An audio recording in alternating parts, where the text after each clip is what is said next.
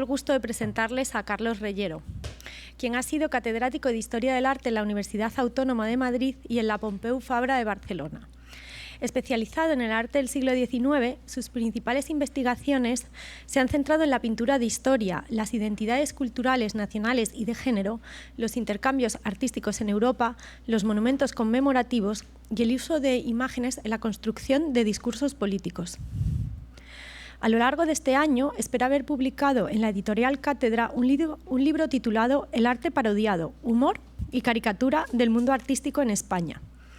En la actualidad, prepara una exposición titulada Sorolla en Negro, que se inaugurará en el Museo Sorolla el próximo mes de julio.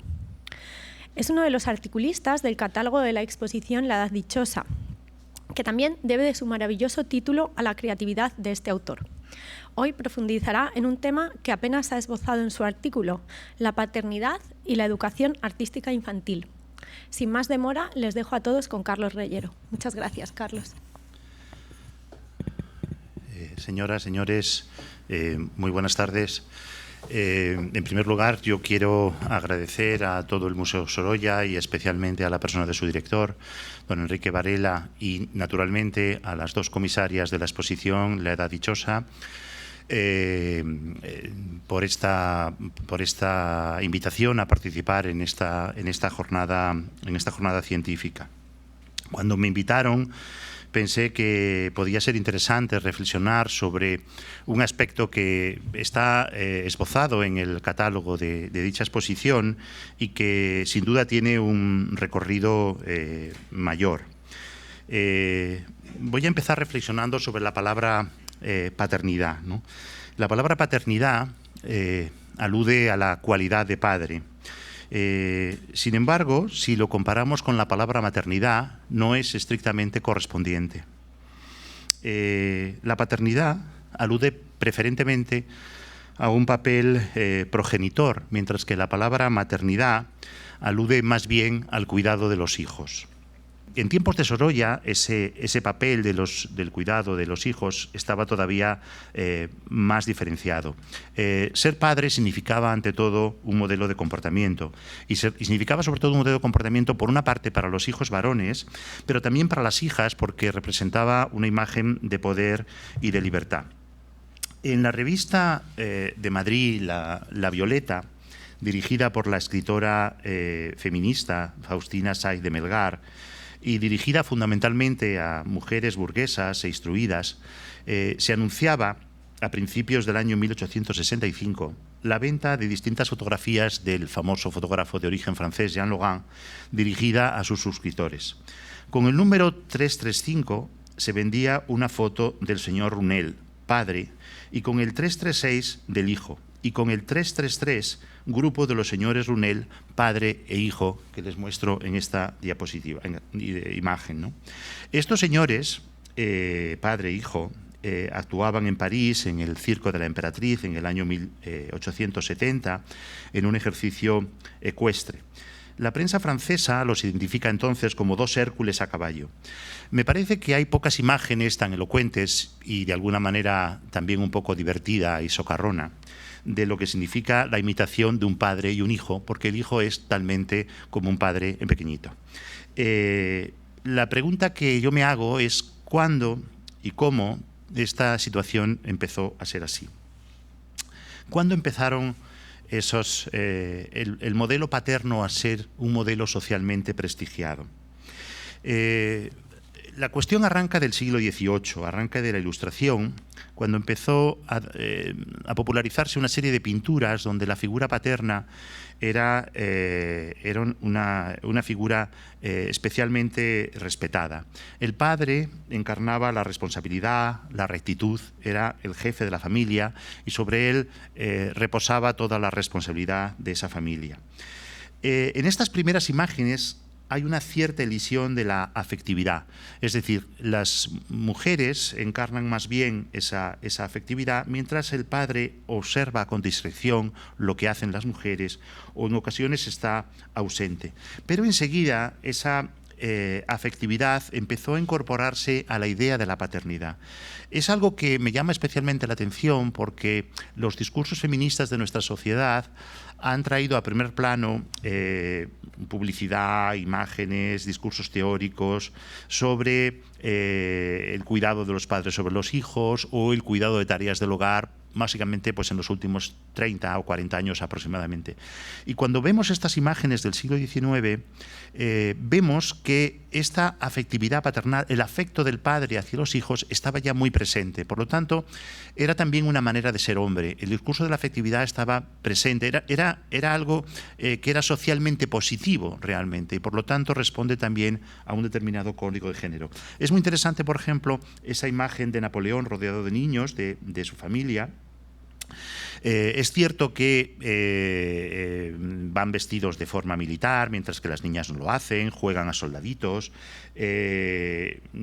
pero existe esa idea de protección, ¿no? Esa idea de educación. Los niños tienen que ser, de alguna manera, como el padre. Entre los cuadros más famosos y más conocidos está este de Jean-Auguste Dominique Ingres, Enrique IV jugando con sus hijos, que presenta al rey francés Enrique IV en el momento en que el embajador español irrumpe en su palacio y se sorprende de que el rey esté tirado por el suelo y los niños, sus hijos, estén jugando con él. La obra es interesante porque pone de relieve de alguna manera un papel central de la mujer en la familia, que es la que ocupa el centro del cuadro, es cierto, pero el padre también está implicado a su modo en la idea de fortalecer esos lazos familiares. Es interesante porque el modelo real, el modelo regio, se convierte en un modelo burgués por excelencia. El caso de este cuadro de Winterhalter, también muy conocido, que representa a la reina Victoria, al príncipe Alberto y a sus hijos en 1846, también demuestra que, además de ser reina, la reina Victoria era madre de familia y sus hijos están alrededor de ella en el trono, ¿no? Y que pueda recordar algunas imágenes contemporáneas que estamos acostumbrados a ver. Esta impronta, digamos, que sigue presente en muchos cuadros de carácter más o menos costumbrista, como este cuadro bien conocido de Sorolla, trasladado a las emociones del pueblo. Es decir, el pueblo aparece como ese testimonio de autenticidad de las emociones, que es algo peculiar de la pintura del fin de siglo. La prensa del siglo XIX, curiosamente, ironiza con mucha frecuencia con estos aspectos, ¿no?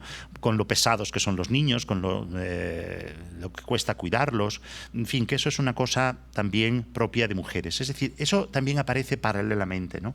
Hay una caricatura que aparece en el periódico La Risa en 1844 que se explica del siguiente modo. Dice, no hay placer irónicamente, es un discurso irónico, no hay placer en el mundo que comprarse pueda al placer de ser padre.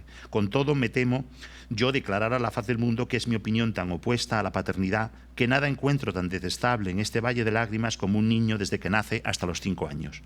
Todos saben lo que es un muñeco recién nacido. Desde que abre los ojos no hace más que desgañitarse llorando noche y día.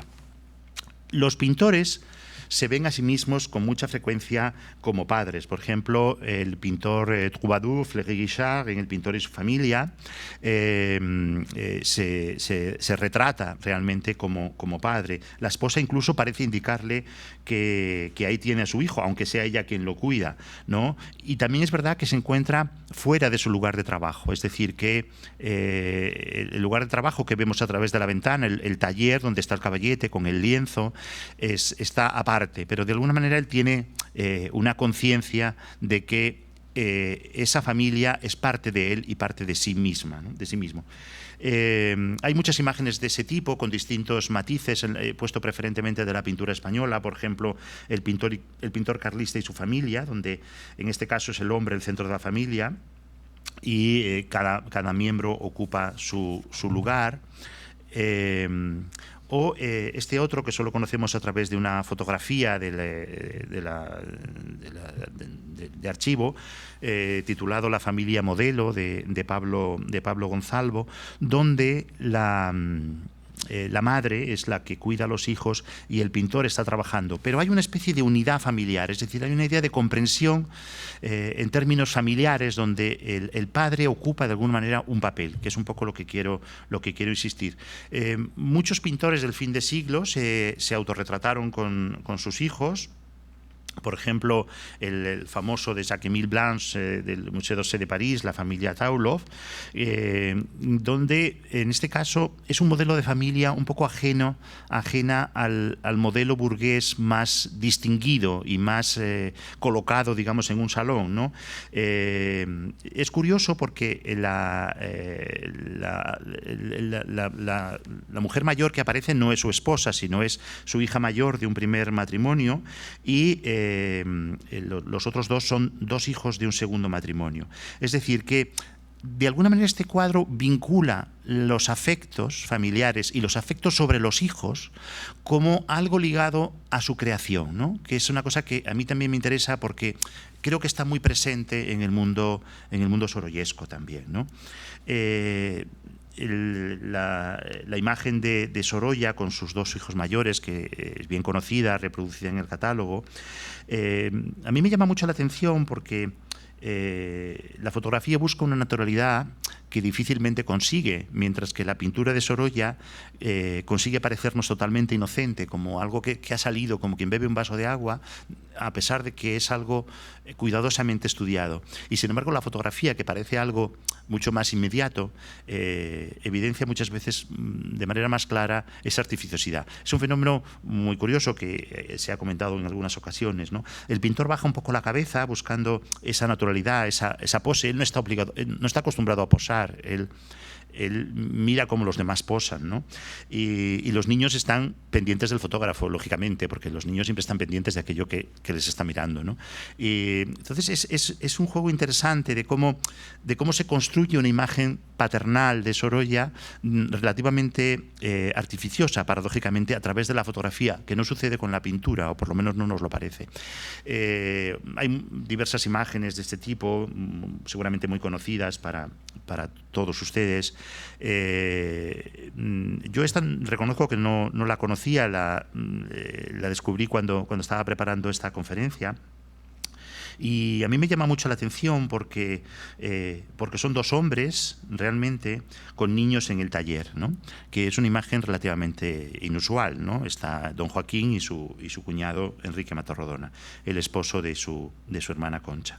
El hecho de que estén en ese taller, que es el Sancta Sanctorum de la creación, es donde nace la belleza, donde nace el arte, me lleva a pensar que quizá los niños irrumpieron por allí, porque los niños se meten por todas partes y revuelven, y seguramente que pues fueron a ver a su padre y a su tío, ¿no? Quizás los adultos charlaban entre sí, ¿no? Pero me interesa destacar que esta imagen se reprodujo en un periódico, en la Ilustración Nacional, en 1898, y el hecho de que esta fotografía se utilizase para ilustrar un artículo sobre Sorolla demuestra que había un interés especial por destacar el papel de los hombres en la educación de los hijos. Es decir, la idea de la paternidad formaba parte de la virilidad de los hombres, era un elemento consustancial. Ahí he puesto la otra imagen, que es la que aparece en la revista, y hay otro detalle que también es muy interesante, y que, en fin, he sido advertido por él del error, porque la imagen de María Clotilde, el retrato de María Clotilde de 1892, aparece reproducido como el nene.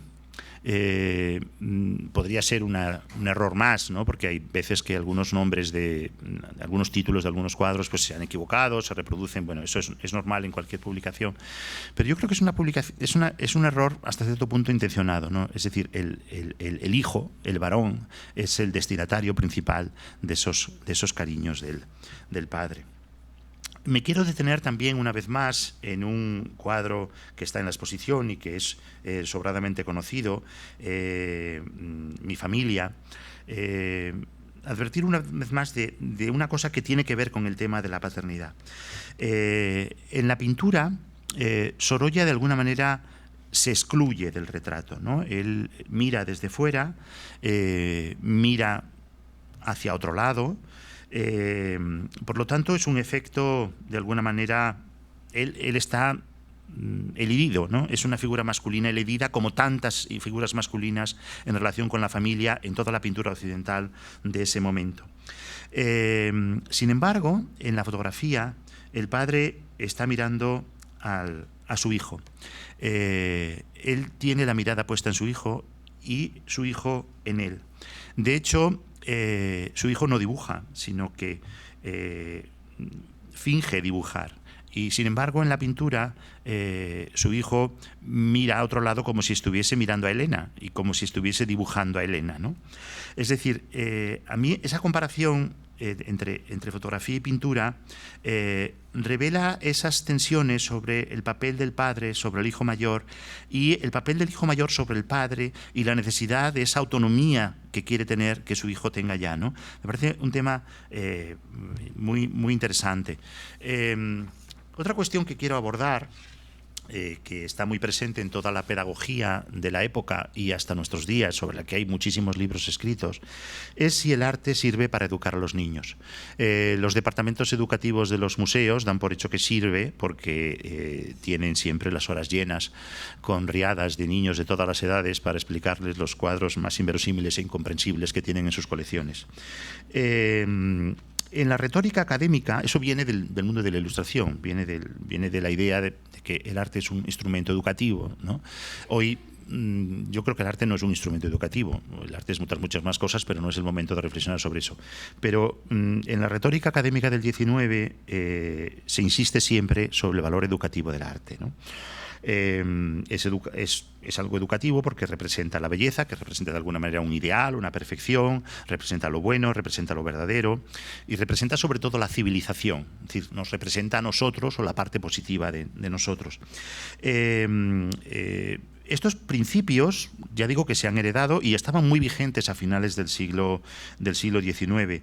Por ejemplo, Vicente Miró, que es autor de un tratado de educación infantil, decía: la educación del infante no solo es conveniente, sino necesaria, porque realiza el objeto natural de nuestro sentimiento, que es la belleza bajo todos sus aspectos. En general, para Vicente Miró no hay ninguna duda de que el arte educa, despertando al mismo tiempo bellos sentimientos. El arte predispone el alma del niño a todo lo grande y a todo lo bueno. Bueno, era muy optimista como pedagogo, desde luego. Esta imagen de principios del siglo XIX, en torno a 1800, que representa a un revolucionario mostrando una estatua a su hija, me parece muy elocuente de ese poder edificante del arte, ¿no? Es decir, le está mostrando un gran hombre. Y los grandes hombres tienen efigies y, por lo tanto, ver esas efigies de los grandes hombres es mostrarles el camino que deben seguir. Las imágenes que representan niños en espacios expositivos inciden más bien en su desentendimiento de lo que están viendo, ¿no? Realmente, como probablemente era así igual que hoy, porque los niños se suelen aburrir bastante en los museos y en las exposiciones. Pero están presentes.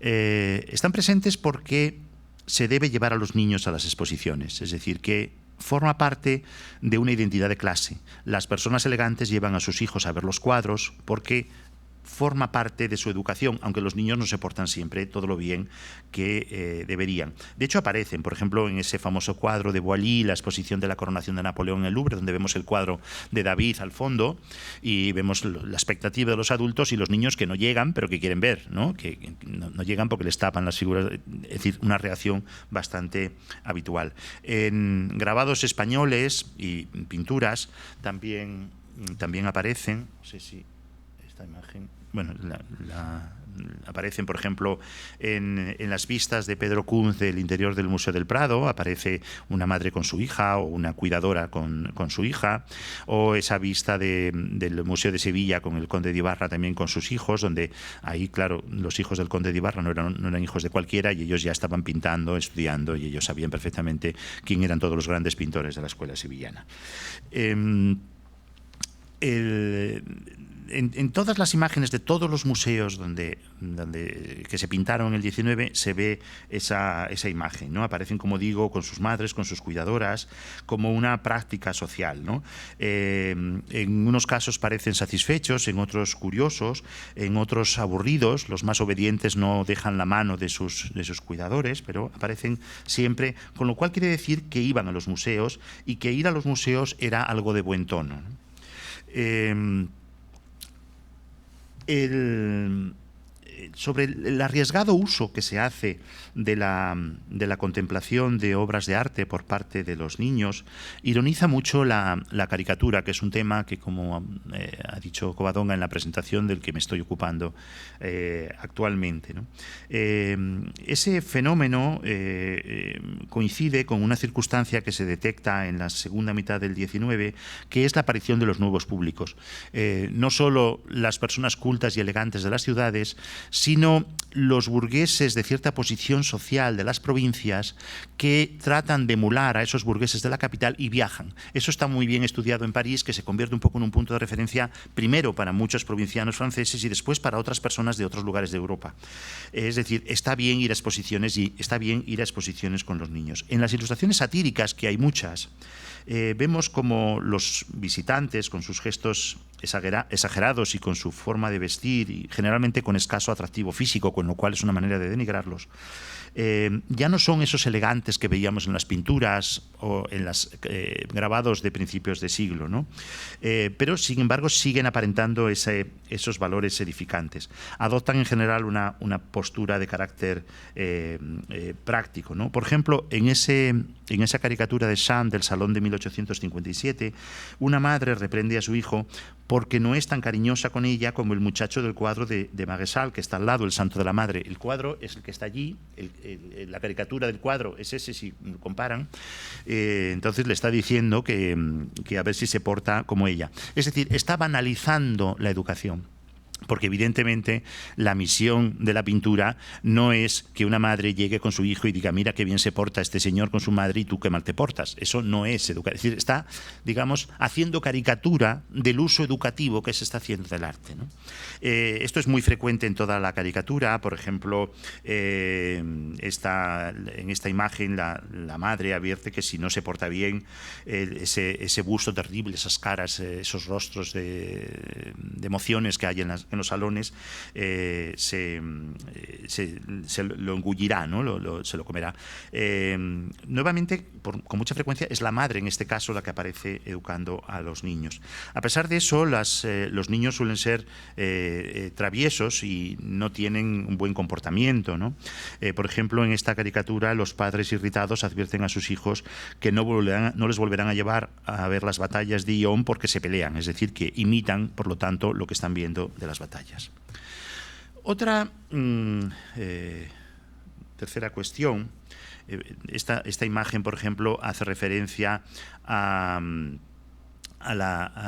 cómo los niños se fijan en cosas banales, que es muy frecuente, ¿no? El niño tiene una mirada pura, por lo general, el adulto la tiene contaminada y el niño se fija en cosas banales. El niño se fija en los carteles, ¿no? Las cartelas a veces no se ponían a un lado, como hoy, sino se ponían entre el marco y la pintura, y entonces él se fija en esa imagen. Es decir, nos está hablando también de otra manera de mirar, ¿no? Es decir, las caricaturas, aprovecho para decirlo, son a veces, nos ofrecen puntos de vista que, digamos, el gran arte no nos ofrece.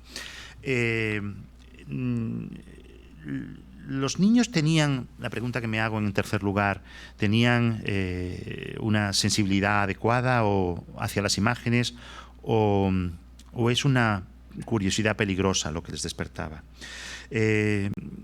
Como saben ustedes, por lo menos los de una cierta edad, los libros ilustrados se consideraban de poca enjundia. Los libros sólidos eran los libros de filosofía y los libros que no tenían ilustraciones. El arte siempre se consideró un poco menor porque el arte tenía que tener alguna ilustración, porque claro, tragarse una historia del arte sin ilustraciones es muy fuerte. Pero siempre se ha visto como que ilustrar no era lo serio. Los libros con santos, como se decía, no sirven, ¿no? Venía a decirse que el que ve imágenes no piensa suficiente, que el que ve imágenes solo ve lo superficial, ¿no? Esa cuestión está muy presente en muchas pinturas del siglo XIX respecto a la educación infantil, ¿no? Por ejemplo, en esta pintura británica aparecen dos chavalillos, dos limpiabotas, ante el escaparate de una tienda de estampas. El mayor está señalando un retrato de Lord Shrewsbury, que era un filántropo que había creado una sociedad de limpiabotas para ayudar a los niños pobres. Es decir, es una manera de hacer ver que el niño en ocasiones es capaz de darse cuenta de lo que alguien está haciendo por él a través del reconocimiento de una imagen y, por supuesto, extrapolarlo más allá de la mirada infantil, porque, por supuesto, la mirada de los niños siempre está dirigida y creada por adultos. Luis Jiménez Aranda pinta a sus hijas en el estudio, mientras una de ellas le llama la atención las estampas tiradas por el suelo. Es decir, este es un caso contrario, es decir, un caso donde no hay una verdadera valoración de las imágenes. En esta pintura de Legrand, El sueño, hay un grupo de muchachos que curiosea un grabado que representa el cuadro de detalle que está al lado. El cuadro representa los soldados que vivaquean, que sueñan con recuperar Alsacia y Lorena, la gloria de sus antepasados. Es un cuadro que fue muy famoso y reproducido en Francia. Y, de alguna manera, la pintura lo que está haciendo es advertir que las imágenes sirven para educar a los niños, en este caso, ¿no? La caricatura, sin embargo, ofrece una imagen contraria, ¿no? Es muy recurrente que los padres cojan a los niños y se los lleven para que no vean cosas obscenas, que había muchas en las exposiciones porque era uno de los elementos de atracción de las imágenes en la segunda mitad del XIX, y pensaban que esa mirada inocente infantil no estaba preparada para ver, por ejemplo, los desnudos. Los niños se convierten un poco en el chivo expiatorio, ¿no? Por ejemplo, en España, en este caso, por ejemplo, se recomienda que ese género académico no lo vean los niños. Este otro, por ejemplo, acusa a un adolescente de que está mirando el cuadro de Florinda de Winterhalter del año 53 y que estas guarrerías, digamos, él no debe contemplarlas. En el fondo son advertencias dirigidas a adultos, pero se utilizan los niños como un pretexto de esa mirada espuria, ¿no? De todas las imágenes que critican esa mirada, hay una que se ha reproducido mucho desde que se produjo en Le Rire en 1902, que representa ese interés de los niños o de los adolescentes, mejor dicho, por reunir estampas de carácter más o menos obsceno y provocador, ¿no? Que es otra manera también de tener en cuenta las imágenes. Otra cuestión que me quiero plantear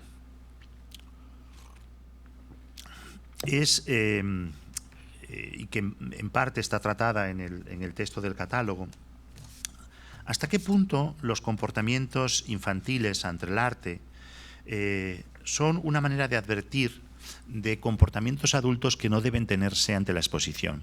Como sería muy fuerte reprochar a los adultos cómo se comportan en una exposición, pues muchas caricaturas lo que hacen es acusar a los niños de hacerlo, ¿no? Pero en realidad mi pregunta es si no están indicando otra cuestión, ¿no? Por ejemplo, en esa caricatura de Bertal del Salón del año 45, los niños se aburren de ver toda esa relación de cuadros, ¿no? Como realmente se aburre un adulto cuando está más de un tiempo determinado viendo una exposición de cuadros más o menos iguales. También hay los niños suelen llegar a sus propias conclusiones respecto a los cuadros que ven, ¿no? Es una manera de criticar también cómo un adulto muchas veces cree que sin tener ningún conocimiento previo puede hacer una interpretación de la obra, ¿no? Pero se recae sobre el niño. O, por ejemplo, cómo las copas de vino, la copa la copa de cava español, de vino español o de cava, como se dice en Cataluña, son el pretexto para acudir a una exposición, ¿no? L'Esquella de la Torratxa, por ejemplo, critica que en el año 96 la gente fuera a la exposición porque había algo más que la propia exposición, ¿no? Es otra manera de decir. El atractivo de las figuras femeninas también, como eso es algo que también aparece. El tema de la llamada pintura socialista tan conflictiva en la Francia de mediados del siglo XIX a propósito de Courbet, ¿no? El niño dice: papá, ¿por qué se llama esta pintura socialista? Y él le responde: porque no es pintura rica, es una pobre pintura, ¿no? La inclinación de los niños hacia el arte es una institución, es un instinto, es una educación, es un juego. Es otro tema que también está muy presente en la pedagogía hasta nuestros días. Entre los mitos más recurrentes de la figura del artista se encuentra, como todos ustedes saben, la consideración del talento como algo evidente desde la infancia, ¿no? Todavía es muy frecuente cuando se escribe la biografía de artistas, incluso modernos, pretender que un artista lo tiene todo dentro desde su nacimiento y que lo único que hace es desarrollarlo, como si en arte no hubiese nada que aprender, nada con lo que sensibilizarse, como si no se estableciese ninguna relación entre el artista y el mundo que le rodea. El modelo inicial parece ser que fue el de Giotto, que está repetido una y otra vez en las revistas de amenidades del siglo XIX, y que tiene numerosas representaciones. Él ya desde muy pequeñito tenía sus habilidades para dibujar sobre la piedra, igual que otros muchos artistas de su tiempo y del Renacimiento en general. Pero lo cierto es que al final siempre se impone la educación. Los textos pedagógicos insisten en que hay que conducir al niño sin violencias abrumadoras por la senda del arte, y sus facultades alcanzarán una solidez que solo con una educación bien ordenada puede lograrse, dice un texto. Los manuales de dibujo siempre presentan a niños absolutamente insoportables, voy a decir, o pijos, porque ellos son impecables, pintando perritos, que es lo que deben pintar, o trazando elementos geométricos, ¿no? Este es una colección de cromos francesa, donde se pone de relieve precisamente la importancia de la imagen y de la educación visual en el niño como un proceso constante de aprendizaje. Pero la realidad es que la mayoría de los niños lo que hacen es hacer borrones, ¿no? Hay muchos cuadros como este de este pintor belga, creo que es belga neerlandés, que el niño lo que hace es emborronar un papel, ¿no? Lo que digamos que no tiene esa habilidad de ese niño anterior que hemos visto según los patrones pedagógicos.